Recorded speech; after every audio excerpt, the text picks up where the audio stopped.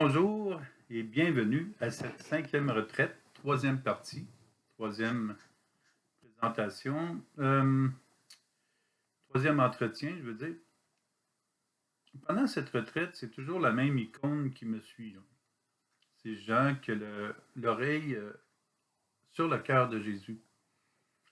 Et cette image-là, je veux dire, le fait que Jean ait reposé son cœur, son oreille sur le cœur de Jésus, en fait, son cœur sur le cœur de Jésus aussi,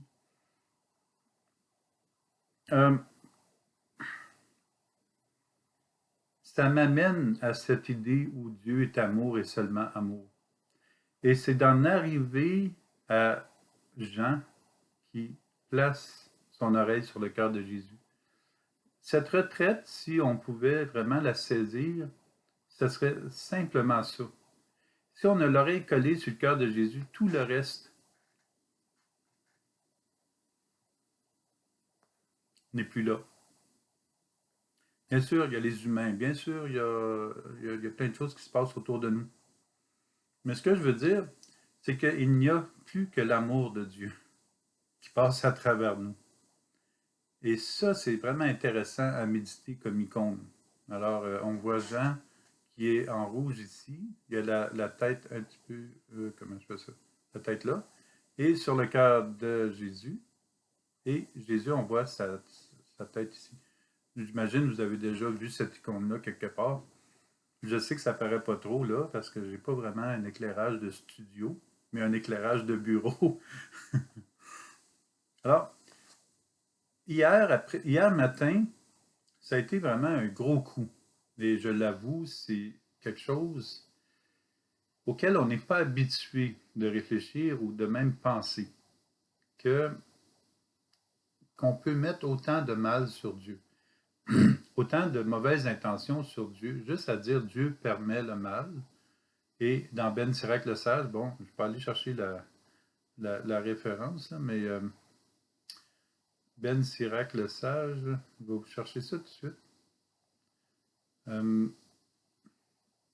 où Dieu dit, je n'ai permis à personne de pécher. Voilà. Dieu n'a commandé à personne d'être impie, il n'a permis à personne de pécher. Ben Sirac le Sage, chapitre 15, verset 20. Quelle était ma joie quand j'ai découvert ce passage, parce que ça faisait des années déjà que je disais, non, Dieu ne permet à personne de pécher. Alors voilà, Dieu n'a commandé à personne d'être impie, il n'a permis à personne de pécher. Ben Sirac le Sage, chapitre 15, verset 20. C'est un passage à tenir avec nous, constamment. Alors, si Dieu ne permet pas de pécher, donc il ne peut pas permettre le mal, et souvent on va dire, ben, Dieu l'a permis, là, bon, il faut passer à travers ça. Mais en réalité, c'est toujours les humains qui s'éloignent de l'amour de Dieu, qui permettent leur propre mal et qui va causer du mal au prochain. S'éloigner de l'amour de Dieu, c'est le péché. Le vide ici, là, c'est le péché. Alors, on a à le remplir par l'amour de Dieu. Et on revient à Saint Jean, qui est vraiment là, totalement abandonné au cœur de Jésus. Alors, lundi matin, c'était très difficile, je l'avoue, mais c'est vraiment une réflexion de discernement qui est le thème de cette retraite. Le discernement ne peut que passer par l'amour de Dieu et par la réalisation qu'il n'a rien, mais absolument rien en lien avec le mal. Et deux, de réaliser qu'il nous aime et de, et de le reconnaître en nous et de permettre à son amour de circuler de notre cœur au cœur des autres. Alors ce matin, je me relance à dire que Dieu, tu sais, on dit Dieu est le maître de l'impossible, mais il est impossible pour Dieu de pécher. Dieu peut tout réaliser, mais le mal, il ne l'a pas réalisé. Il ne l'a pas créé. Alors, c'est nous qui nous éloignons du mal. Alors, ce matin, ça risque d'être aussi difficile que lundi matin, la première partie. Là, on est à la troisième. On va aller du côté de Pharaon et du peuple en Égypte. Le peuple d'Israël est captif en Égypte. Pharaon le soumet au travail jusqu'à l'esclavage et il ne veut plus le laisser partir. Il pense même qu'il a les meilleurs employés au monde. Puis le peuple sous oppression est beaucoup trop occupé pour s'asseoir quelques instants et évaluer la situation. Donc nous, c'est un peu ça. On est tellement occupés. Il y en a qui ont 2 travails aujourd'hui dans notre temps. On est tellement occupés, on fait tellement de choses, il y a tellement de possibilités aujourd'hui qu'on ne s'assoit pas quelques instants et évaluer à quel point Dieu nous aime et à quel point nous ne sommes pas là. On se complique les choses. Alors, travailler, manger et dormir sont devenus, sous le règne de Pharaon, à peu près les seules réalités du peuple d'Israël. Travailler, manger, dormir. Travailler, manger, dormir. Travailler, manger, dormir. C'est à peu près les seules réalités du peuple d'Israël sous le règne, sous la soumission de Pharaon. Être soumis à un humain peut sembler porter en soi un sentiment de sécurité, mais le risque de devenir esclave est très réel. Cela peut conduire à l'asphyxie de la liberté. Le peuple d'Israël est piégé. Il est dans le piège complètement. Cependant, ça c'est Dieu, ça c'est le peuple d'Israël qui est rendu piégé. Cependant, le peuple d'Israël, avec Moïse comme guide, a réussi à fuir Pharaon et l'Égypte. Dieu semble dire par Moïse, « Je ferai en sorte que Pharaon s'obstine et il les poursuivra. » Remarquez cette phrase, n'est pas nécessairement de l'amour. Je ferai en sorte que Pharaon s'obstine et il les poursuivra. Exode chapitre 14, verset 4. Cela fait partie du discernement ce matin. Bon, Dieu ne peut pas endurcir le cœur de personne, même celui de Pharaon, et le mener à s'obstiner, pour qu'il rattrape des personnes en fuite et qu'il les reprenne en captivité. Alors, vous voyez la nuance?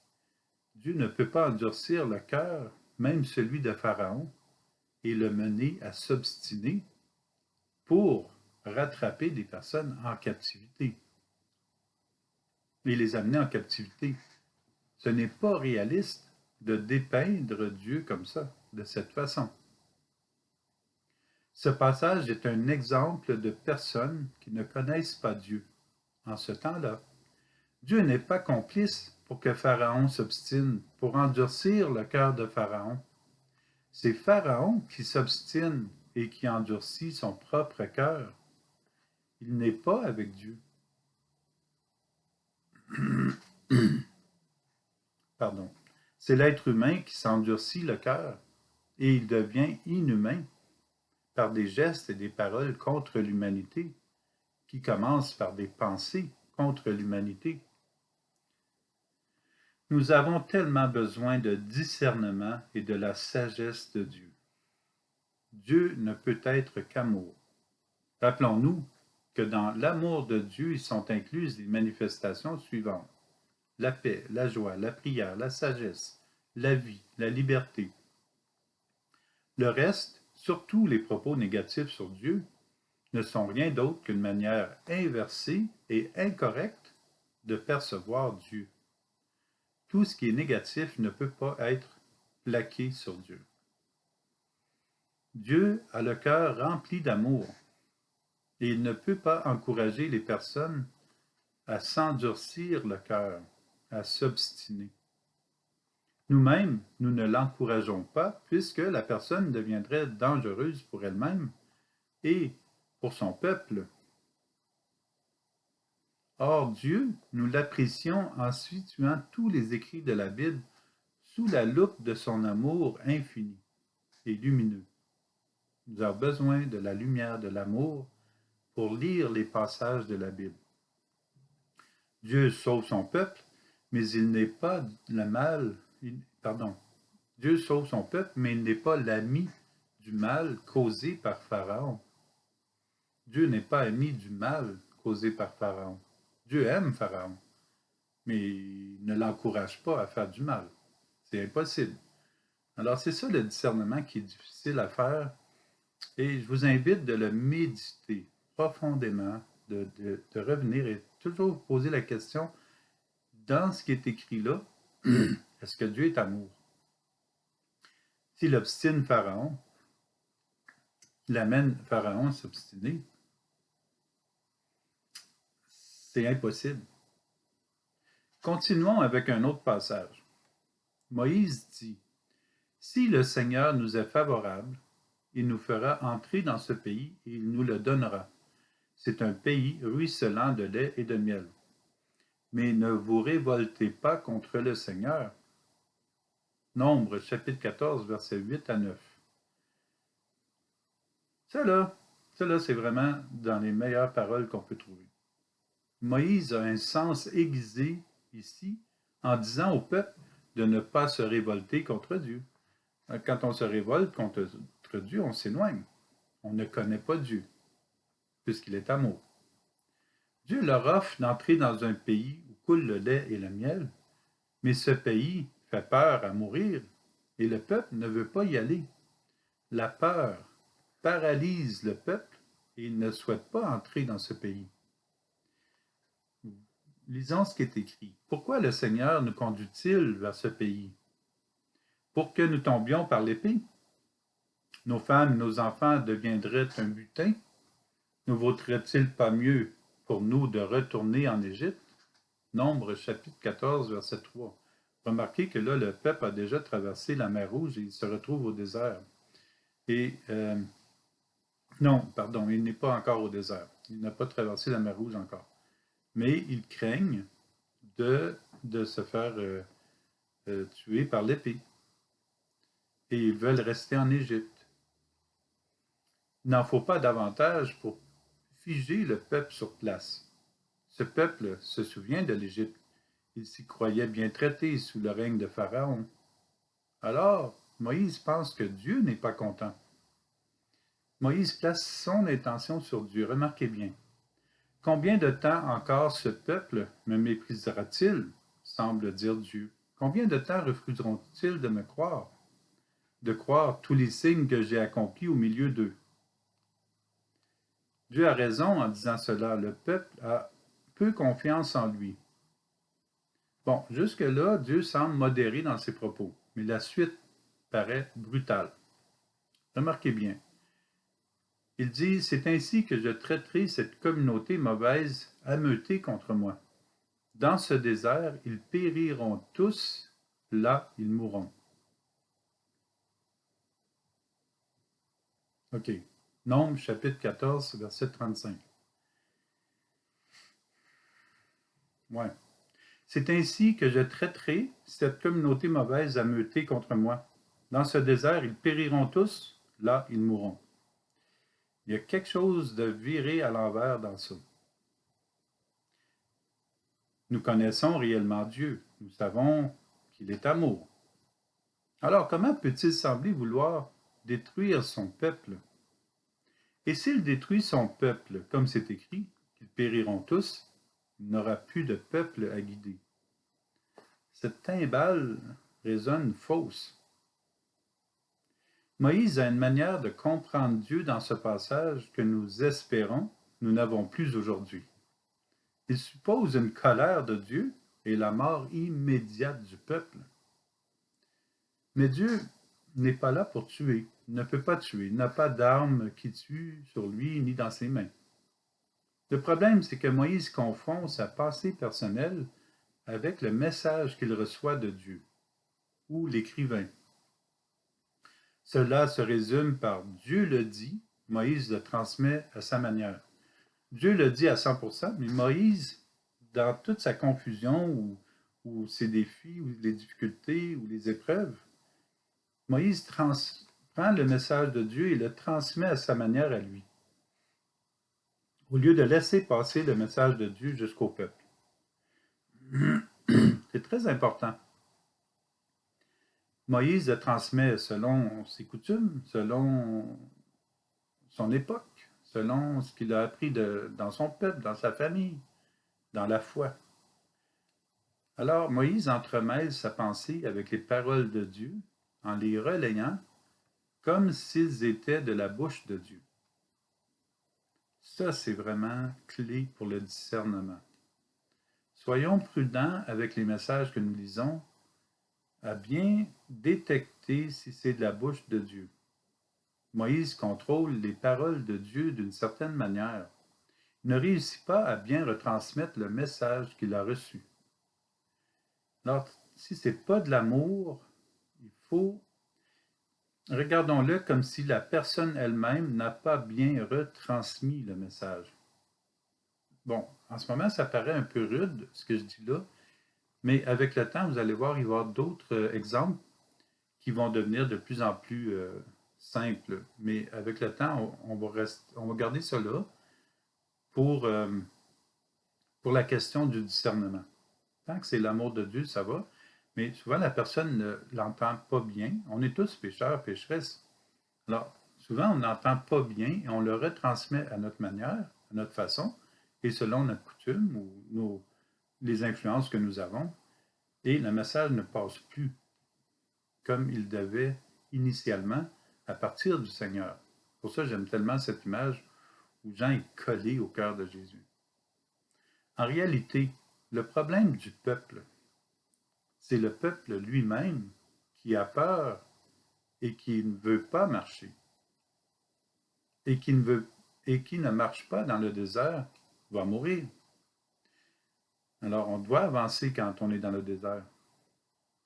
Ils ont peur de passer par le désert avec Dieu. La peur, c'est toujours un éloignement de Dieu.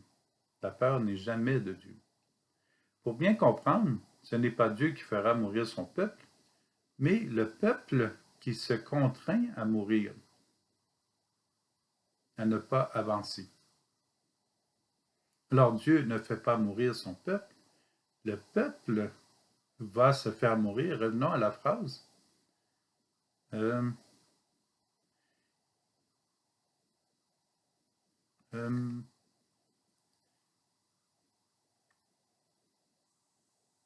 Dans ce désert, ils périront tous, là, ils mourront. Alors, on n'a pas à le prendre comme si Dieu va les faire périr et va les faire mourir. Mais s'ils continuent comme ça, à s'éloigner de l'amour de Dieu, ils vont périr. Et là, ils mourront. Alors, la Bible est tellement importante pour ces passages-là. Le problème du peuple, c'est le peuple lui-même.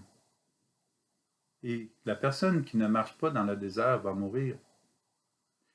Soyons prudents pour ne pas proposer un Dieu imaginaire fabriqué, un Dieu petit d, qui n'existe pas, et rendre Dieu responsable de notre perception erronée sur lui.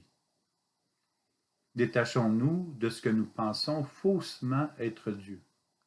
Et ça prend un discernement, ça prend un peu de temps, mais dès qu'on commence à être dégagé à ce niveau-là, on commence à être libre.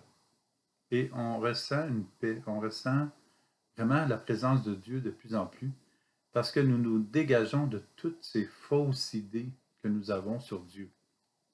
Apprenons à mieux connaître Dieu qui est amour et qui donne la vie, qui veille sur nous, qui nous invite à nous éloigner du mal et qui a l'unique rêve de nous retrouver avec lui dans son alliance.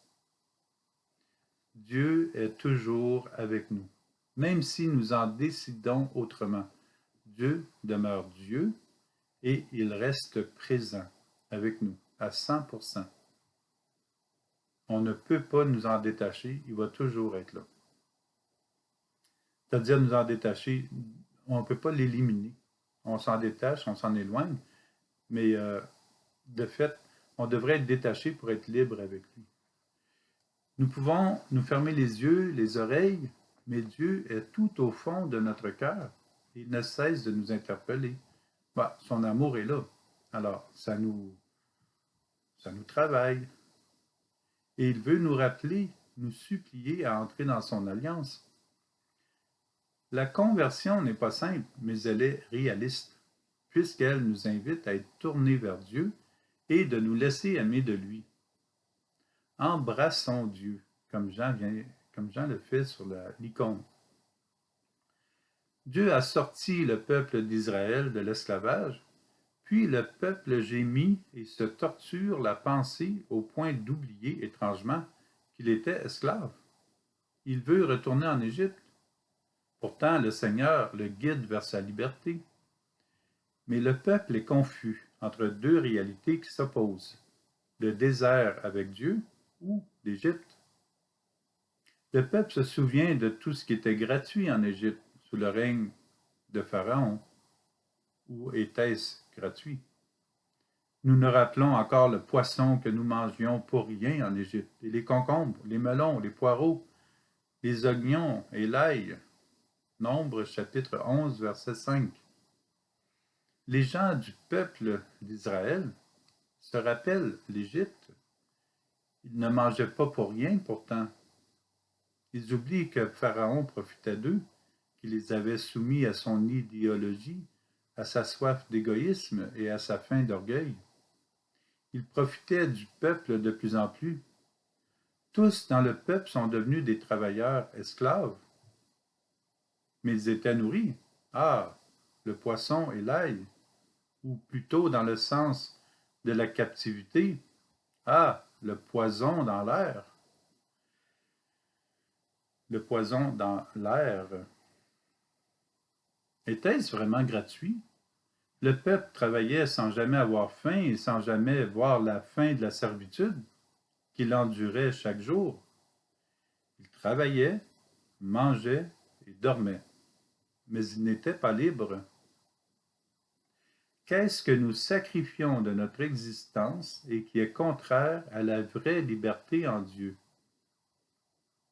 Ces gens avaient-ils du temps de libre pour être avec leurs enfants? Partons de l'Égypte et revenons au peuple dans le désert. Or, le peuple se répandit en plaintes qui arrivent aux oreilles du Seigneur et cela lui déplaît. Quand il l'entend, sa colère s'enflamme. Le feu du Seigneur s'allume contre eux et dévore une extrémité du camp. Nombre chapitre 11, verset 1. Avez-vous remarqué? Le peuple se répandit en plainte qui arrive aux oreilles du Seigneur et cela déplaît au Seigneur. Alors, est-ce que ça, c'est de l'amour?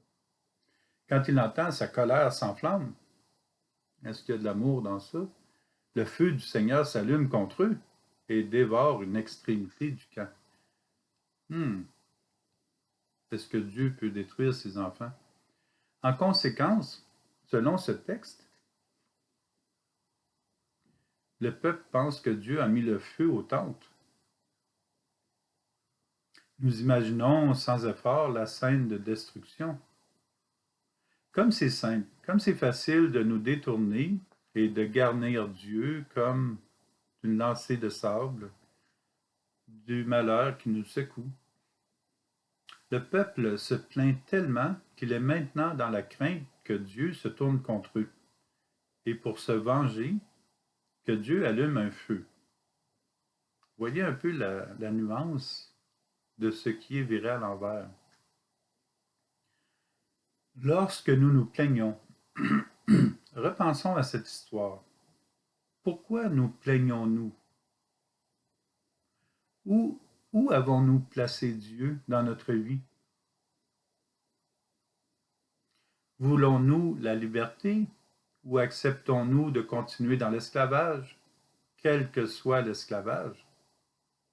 Donc, quel que soit ce qui nous détruit. Puis Moïse tombe dans le piège de son peuple.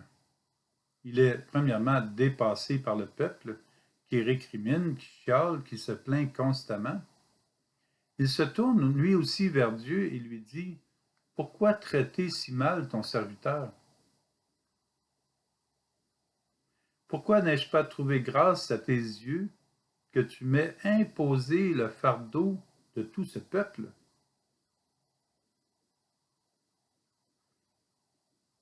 Nombre chapitre 11, verset 11. il dit à Dieu, pourquoi traiter si mal ton serviteur, comme si c'est Dieu qui le traite si mal? Pourtant, on le sait, c'est les gens, là. C'est les gens du peuple qui le traitent mal comme ça. Pas Dieu. Alors, ça, c'est excellent pour le discernement. Est-ce que c'est vraiment de Dieu? Est-ce que le mot mal ici, dans la bouche de Moïse, pourquoi traiter si mal? Ou pourquoi me traiter si mal, dans le fond? C'est impossible. Dieu ne peut pas me traiter mal. Il est toujours amour. Mais Moïse est exaspéré. Il perd pendant un instant la tête et le sens de Dieu. Il pense que Dieu le traite de la sorte pour le punir, pour lui faire mal. Cette punition qu'il croit être de Dieu le fait souffrir. Il a mal. Alors il pense que Dieu, mais juste le fait de penser que Dieu peut lui vouloir du mal, c'est sûr que ça le fait souffrir.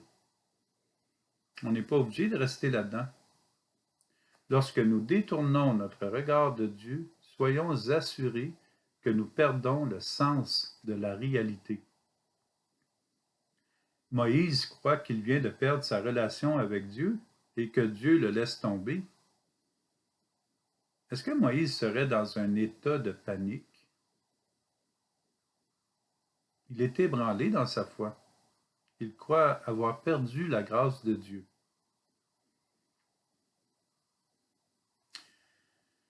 Le peuple d'Israël récrimine encore contre Moïse. Pourquoi nous as-tu fait monter d'Égypte? Était-ce pour nous faire mourir de soif avec nos fils et nos troupeaux? Exode chapitre 17, verset 3. En s'en prenant à Moïse, ils s'en prennent indirectement à Dieu d'une certaine manière. C'est classique. Lorsque nous n'avons pas ce que nous voulons, souvent, nous récriminons contre les autres, contre le gouvernement, pour ensuite récriminer directement ou indirectement contre Dieu. Pourquoi Dieu semble-t-il nous couvrir ainsi de malheur? Comme pour les familles en Israël, nous prenons l'habitude de vivre dans un environnement qui peut nous conduire à une sécurité maximale, à des habitudes qui ne sont plus à démanteler. Et nous tournons en rond au lieu de nous remettre en marche avec Dieu. Là, dans le désert, à marcher avec Dieu, le peuple d'Israël a tout ce dont il a besoin. Il n'a qu'à se convertir et suivre Dieu, mais il semble vouloir retomber constamment dans ses mauvaises habitudes. L'habitude qu'il avait en Égypte, ça ne les lâche pas. Or, même après plusieurs années dans le désert, le peuple d'Israël n'est pas sorti de son état de pantin, de jouet de Pharaon. Le souvenir est tenace dans la mémoire collective. Le peuple n'a pas réussi à se dégager suffisamment de son passé pour retrouver sa liberté en Dieu. Il a une profonde réflexion à entreprendre. Mais ça s'améliore. Pardon.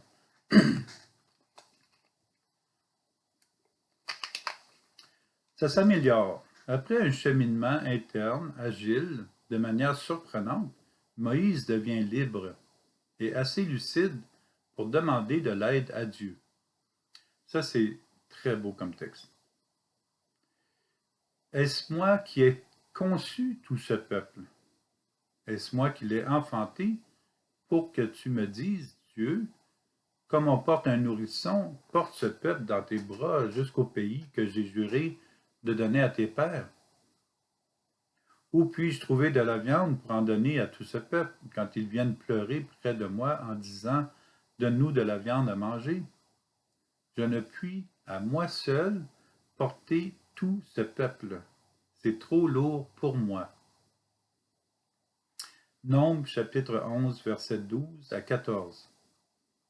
Je ne puis à moi seul porter tout ce peuple, c'est trop lourd pour moi, de toute beauté. Ce que Moïse réalise est inestimable. Est-ce moi qui ai conçu tout ce peuple? Il comprend que le peuple d'Israël est le peuple de Dieu. Je ne puis à moi seul porter tout ce peuple, c'est trop lourd pour moi. Oui, Moïse est un guide voulu de Dieu pour ce peuple, et sa mission est de le conduire à Dieu. Moïse reconnaît Dieu comme celui qui conduit son peuple maintenant. Moïse remet le peuple à Dieu puisqu'il est responsable de ce peuple. Voilà la responsabilité, c'est de remettre le peuple, les gens au Seigneur. Nous ne pouvons rien sans Dieu. Remettons-nous, toute personne et tout groupe à Dieu.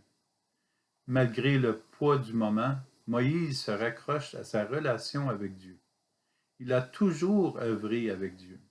Mais il y a des personnes qui ne sont jamais contentes, jamais satisfaites. Elles vont démontrer à Moïse qu'elles ne veulent pas leur liberté. Néanmoins, Moïse désire les sortir de leur mauvaise expérience vécue en Égypte et les reconduire à la liberté en Dieu. Et c'est en remettant le peuple à Dieu comme il vient de le faire. Moïse est dans une attitude d'écoute avec Dieu.